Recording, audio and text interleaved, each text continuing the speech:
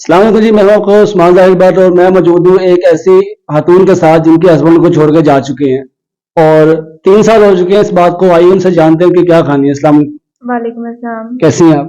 अल्हम्दुलिल्लाह। ये बताइएगा, ये सब शुरू कैसे हुआ? मेरी लव मैरिज हुई है, हम दोनों एक ही जगह पे काम करते थे, ठीक है?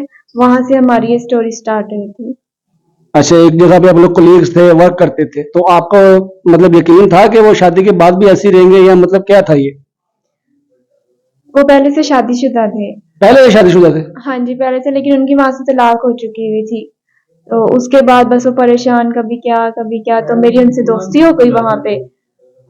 इस तरह करके हमारी शादी हो गई। ये शादी से पहले आपको इस चीज़ का इल्म था कि आपकी उनके साथ जो शादी वाले मामलात हैं, उनसे पहले आपको इल्म था कि ये कुछ है, उनकी शादी पहले हुई हुई है, डिवोर्स्ड है वो?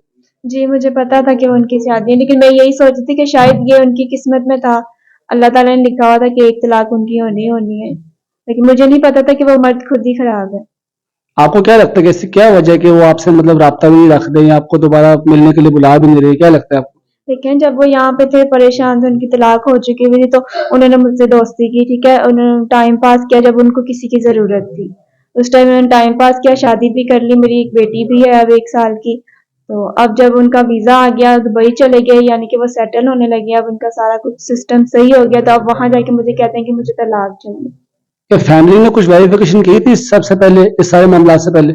जी, फैमिली को सारा कुछ पता था। मेरी फैमिली इस बात के अगेंस्ट थी, वो इस शादी पे नहीं मान रहे थे, लेकिन मैंने सबको मनाया था, सबसे रो के, झगड़ के, कभी कैसे करके ना लड़ झगड़ के, यानी बहुत मुश्किल मैंने हर एक को मनाया था। मेरा भाई है एक, ठीक है? वो रोता भाई है हमारा।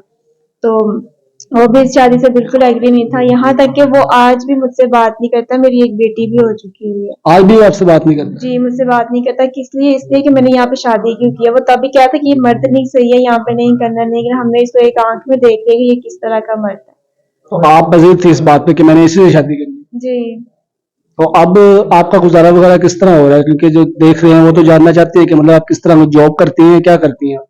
गुजारा मेरा बहुत मुश्किल है, क्योंकि वो तो कोई खर्चा नहीं देते, ना उनको पता है मेरी बीवी किधर, ना उनको पता है मेरी बेटी किधर है, ना उनको खाने पीने का कुछ पता है, ना रहने का पता है।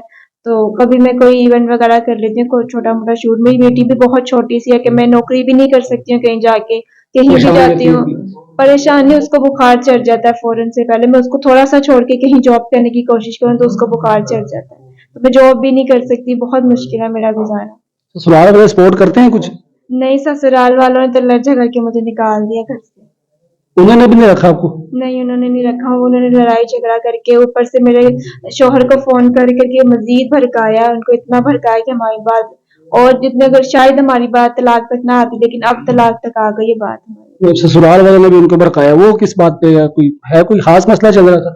नहीं, इतना कोई खास मसला नहीं था, लेकिन जो मेरी मदर इन लॉ है, वो उनकी अपनी फैमिली में से शादी कराना चाहती थी। उन्होंने पहले भी देखी हुई थी? हाँ जी, लेकिन इन्होंने इन्होंने मुझे पसंद कर लिया। इन्होंने कहा कि नहीं, मैंने इधर करनी है। मैं इधर इनके साथ जॉब करती थी, तो वो अपनी, इनकी जो मदर है, वो गाँव में से लेना चाहती थी लड़की। तो अब आप क्या चाहती हैं, इसके साथ रहना चाहती हैं? आप चाहती हैं कि अगर वो दोबारा आपकी लाइफ में आप उसके साथ जाएंगी, या आप उनसे अलहदगी इख्तियार करना चाहती हैं? फिलहाल तो मुझे कुछ समझ नहीं आ रही, क्योंकि मेरी छोटी सी बेटी है। मैं अलहदगी कर भी लूँ, तब भी मेरी बेटी भी रुल जाएगी। मैं खाऊंगी किधर से, पीऊंगी क्या करूंगी? लेकिन अभी मतलब उनकी तलाक नहीं हुई, मैं तब भी रो पीटी रही हूँ, कभी किधर कभी किधर। तो अगर कोई साहिब इस्तेताज जो कि देख रहे हैं, वो आपसे शादी करना चाहे या आपकी बेटे के सिर पे हाथ रखना चाहे या वैसे सपोर्ट करना चाहे, तो क्या आप इस फैसले को मतलब वो दुरुस्त समझेंगे अपने लिए? नहीं, आजकल कोई भी ऐसे नहीं करता, कोई किसी का सगा नहीं होता, लेकिन फिर भी अगर कोई इस तरह से है कि कोई मेरी बेटी को भी देख ले, मेरा भी ख्याल रख ले, तो सोचा जा सकता है आगे। ये मिसाल तो दी थी ना, 5 उंगलियां भी बराबर नहीं होती, तो हो सकता है आपकी लाइफ में भी कोई अच्छा लिखा हो आगे। जी, ऐसे ही है।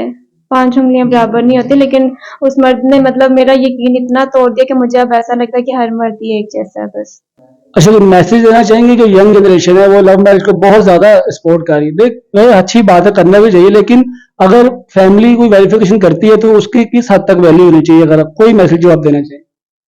जी, इस्लाम में ये जायज़ है कि और लड़की अपनी मर्ज़ी से जी शादी जी। कर सकती है। आप लोग अपनी मर्ज़ी से शादी करें, लेकिन उसकी वेरिफ़िकेशन प्रॉपर तरीके से करवा लें, प्रॉपर देख लें कि लड़का कैसा है, कैसा नहीं है।